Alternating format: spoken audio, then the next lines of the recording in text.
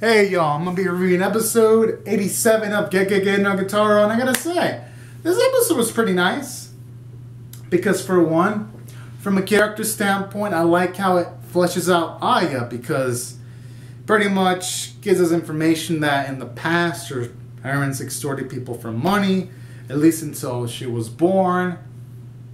And then, for the most part, things relatively normal until they discover that there's this yoga called Bin Mogami that's been giving her family some bad luck until someday Mana sees the Bin Mogami yokai, and then you have Aya being able to see, and they pretty much essentially kick him out.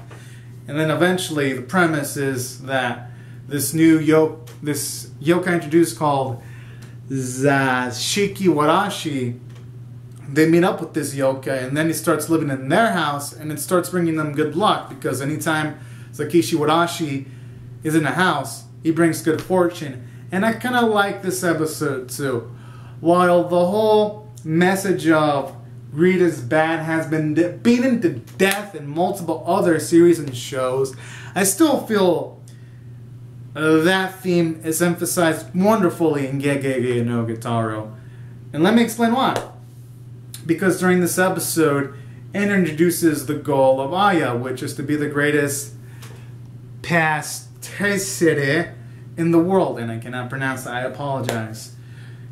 And essentially that's her goal, and you have Zakishi Warashi wanting to support that because you can see that she really feels passionate about making sweets.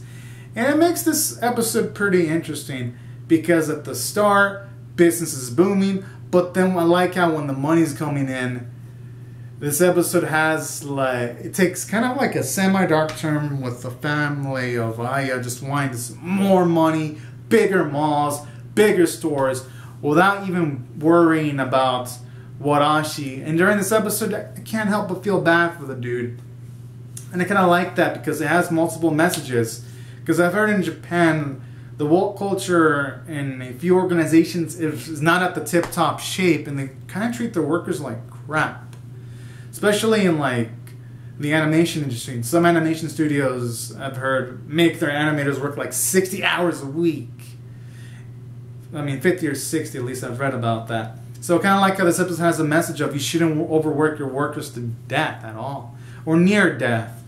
Or towards debilitating status. So I kind of like how it has that message executed wonderfully. And it has the message of too much greed is bad, because when Aya's parents take it too far, where Sakashi Warashi is getting into fights with Ratman and a few goons, and Aya's family still wants to utilize Sakashi Warashi, I like how in this episode you even get to see some nice character development from Aya, where she gets angry to the point where she's she develops because she doesn't want all this money anymore.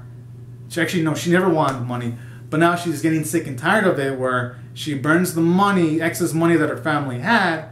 And she's even saying stuff like she realizes that she never wanted to be the greatest passeter. She actually wanted to make sweets so that her family can call it tasty. And I found that to be a really sweet. It gave Aya a nice character development arc. And it made her at least a bit of dynamic, at least as dynamic as you can make a character introduced in a single episode. So I like that in this episode. And I like how afterwards they see Warashi off and they give him some sweets. And the episode ends off pretty neatly, and her family learns the lesson. Her parents learn not to be greedy, and I thought this episode tied things up neatly. And I like how it has a little comedic twist at the end where the yokai bad like Bin Mogami is going to follow the two extortionist goons.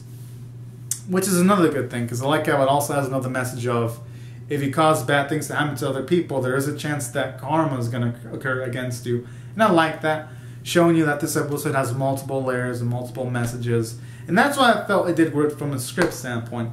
Just so many messages a viewer can take out of this. It was great also because it had some nice expansion of the cast. To actually see Aya get a bit more later was nice. Showing you that Mana's friends are not just decorations. At the very least, they'll have their episodes here and there. And I like that. So that's why I felt it was successful from the character standpoint. And the animation, honestly, the animation could have been better. But it didn't need to be the greatest in the world. And there were some well animated bits here and there too, like when I was crying, that was really well animated.